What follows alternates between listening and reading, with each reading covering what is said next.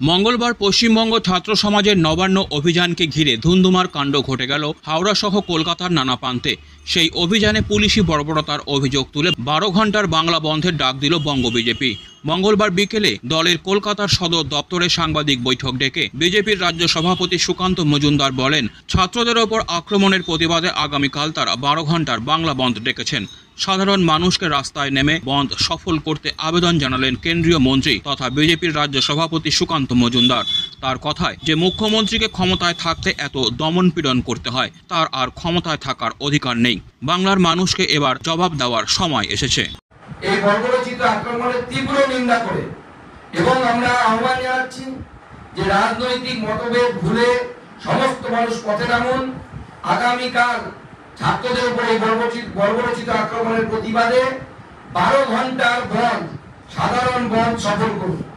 আগামীকাল বিজেপির ডাকে 12 ঘন্টার সাধারণ বন্ধ সেই আহ্বান দিচ্ছি এবং এই আহ্বান শুধুমাত্র বিজেপির কর্মী সমর্থক ভোটার তাদের জন্য নয়।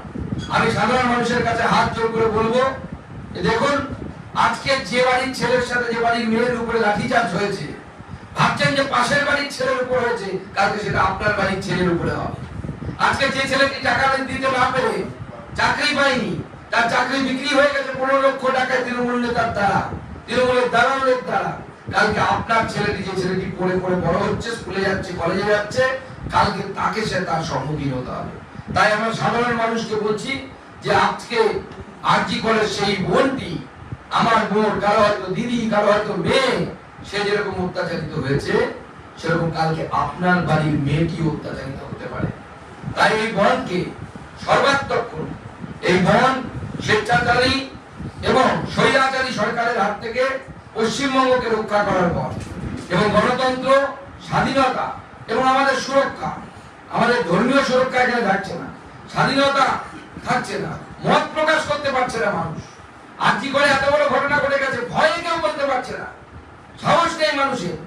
এটাকে গণতন্ত্র বলে। এই গণতন্ত্র প্রতিষ্ঠার জন্য আগামীকাল 12 ঘন্টার বনকে সর্বাত্মক পথে পরিণত করুন।